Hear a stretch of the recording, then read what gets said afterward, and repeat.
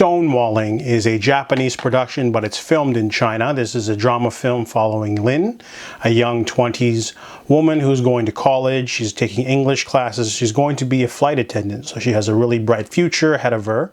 Her boyfriend is an influencer, and at the beginning of the movie we kind of get a sort of sense of what kind of relationship they have. It's not very fair.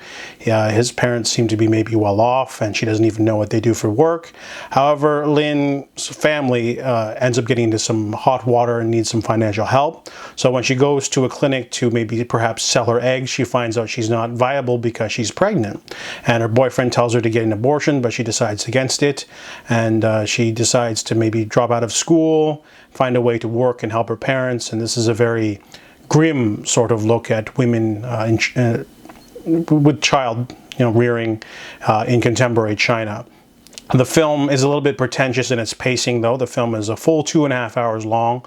Lots of distant shots of just the city, or lots of they keep talking about this plot line with Lynn's mother trying to sell Vital Cream, and they have these sort of Jordan Belfort sort of pitch style seminars where they're trying to sell a cream, a miracle cream or whatever, and how it can help you do things. And there's a lot of that. There's a lot of like social media aspects in there, but I feel like the film could have boiled things down a little tighter editing, tighter storyline focus.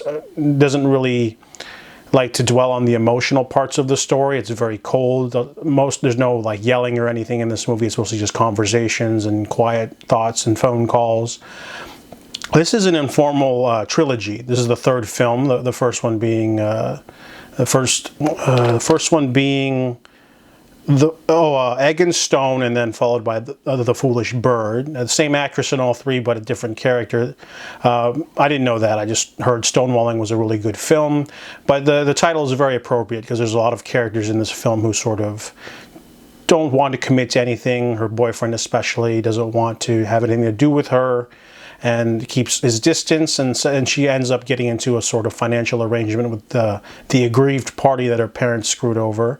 So it's hard to follow. The story was a little bit cold and a very bleak look at contemporary China, but overall it was an intriguing look. Didn't quite love it, but it was an intriguing watch for sure. And I'll definitely check out the other two in the informal trilogy. So I give Stonewalling a 6 out of 10.